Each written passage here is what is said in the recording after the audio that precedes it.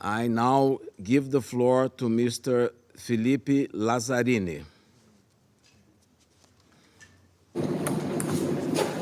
Mr. President, member of the Council, the last 3 weeks have been horrific. Almost everyone in Israel, the occupied Palestinian territory, and the broader region is in mourning. The horrific attacks by Hamas in Israel on October 7 were shocking.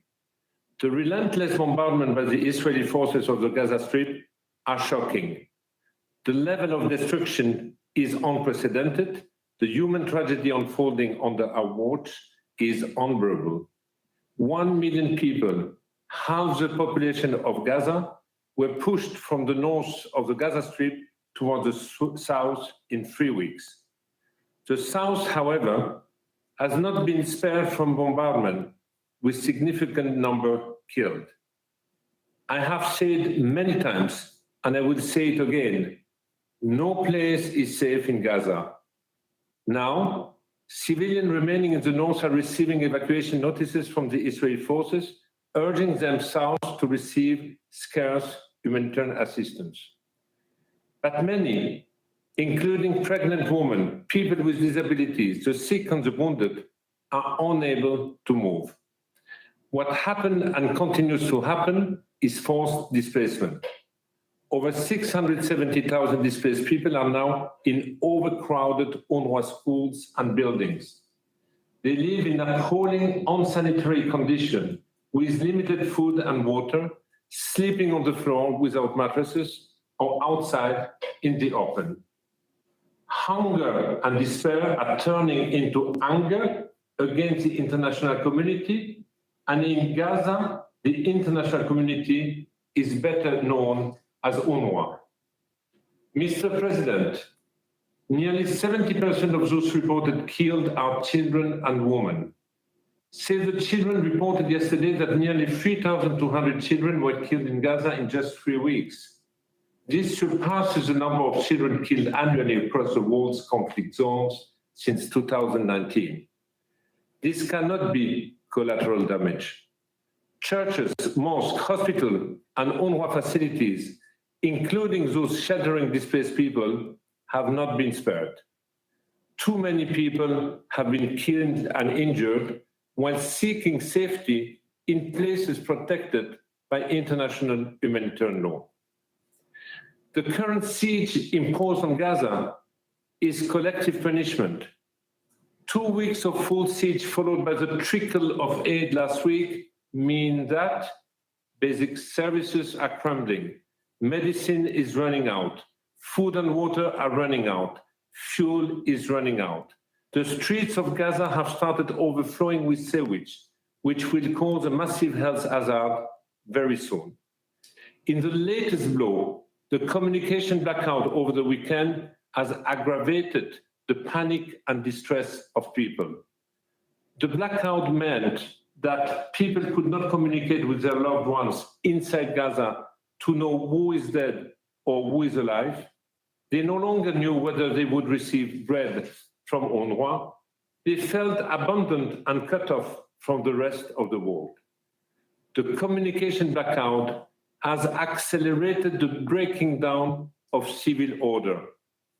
Panic pushed thousands of desperate people to head to the UNRWA warehouses and distribution center, where we store the food and other supply we started receiving via Egypt last week.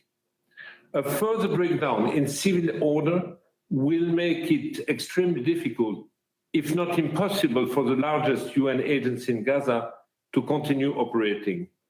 It will also make it impossible to bring in convoys.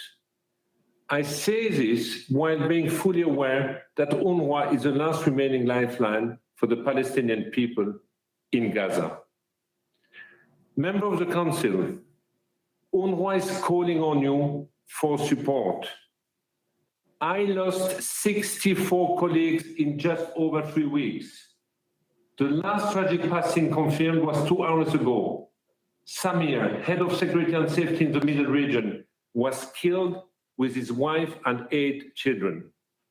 This is the highest number of UN aid workers killed in a conflict in such a short time. My 13,000 colleagues in Gaza are from a community of 1.7 million Palestinian refugees out of 2.2 million residents in the Gaza Strip. Those who are alive have, for the most part, lost relatives, friends, neighbors, and are displaced like the majority of Gazans. Many of my own colleagues now live, sleep, and work in UNRWA shelters. And yet, they are showing exceptional dedication to UN value. No one can do justice to thousands of UNRWA staff who continue to work tirelessly to support their communities. These are teachers, doctors, social workers, engineers, and support staff. They are mother and father. If they were not in Gaza, they could have been your neighbor, your friends. And they are operating 150 UNRWA shelters. They are keeping 1/3 of our health center open and run 80 mobile health teams.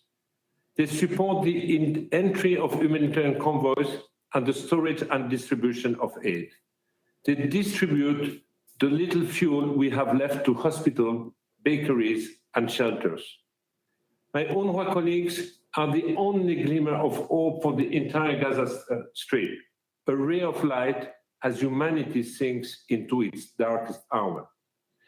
But they are running out of fuel, out of water, out of food and medicine, and will soon be unable to operate. Let me be clear, the handful of convoys being allowed through Rafah is nothing compared to the needs of over 2 million people trapped in Gaza. The system in place to allow aid into Gaza is geared to fail unless there is political will to make the flow of supplies meaningful, matching the unprecedented humanitarian needs. Mr. President, Gaza has over 2 million people, half of them children. Gazans are vibrant, educated people who aspire to have normal lives, families, children, education, and dreams of a better future. Today, Gazans feel that they are not treated as other civilians. Most of them feel trapped in a war they have nothing to do with. They feel the world is equating all of them to Hamas. This is dangerous, and we know this too well from previous conflicts and crises. An entire population is being dehumanized. The atrocities of Hamas do not absolve the state of Israel from its obligation under international humanitarian law. Every war has rules, and this one is no exception. Hannah Arendt said, "The death of human empathy is one of the first and most revealing signs of a culture that is about to fall into barbarity. More than ever, Gazans deserve our empathy. Its absence will deepen the polarization in the region and further push away any prospect of peace." Mr. President, while a lot of the focus is on Gaza, I wish to reiterate that another crisis is unfolding in the West Bank, including East Jerusalem. The United Nations has been sounding the alarm for months on the increased violence. Palestinian fatalities this year are the highest since the UN started to keep record in 2005. At least 115 Palestinians have been killed since October 7, including 33 children. The movement restrictions imposed across the West Bank are impacting our services, including schools and health centers. Meanwhile, the situation on the Israeli-Lebanese border is getting worse, with regular exchanges of fires and civilian casualties reported. In conclusion, I'm very worried about the potential spillover of this conflict beyond Gaza unless the following is enforced. First, there must be strict adherence to international humanitarian law. This means civilian and civilian infrastructure, including UN premises, school, hospital, places of worship, and shelter hosting civilian, must be protected all over the Gaza Strip, north and south, and at all times. This is not an option, it is an obligation. Second, We need a safe, unimpeded, substantial, and continuous flow of humanitarian aid, including fuel, into the Gaza Strip and across it. For this, we need an immediate humanitarian ceasefire. Third, UNRWA still needs funds. We have the necessary and largest presence on the ground. We can deliver if we have the means and the resources, including the finances to pay staff on the front lines. UNRWA has received generous contribution towards its initial flash appeal, but without a fully funded core budget, we cannot pay salaries and deliver. Finally, in these dark times, we must not lose sight of our humanity. Our empathy should apply to all, Palestinian, Israeli, Jewish, Christian, and Muslim. The rules of law or of war must be followed by all parties, at all times, in all places. Civilians must be protected, hostages released, and a genuine humanitarian response facilitated. An immediate humanitarian ceasefire has become a matter of life and death for millions. The present and future of Palestinian and Israeli depend on it. I urge all member states to change the trajectory of this crisis and work towards a genuine political solution before it's too late. Thank you.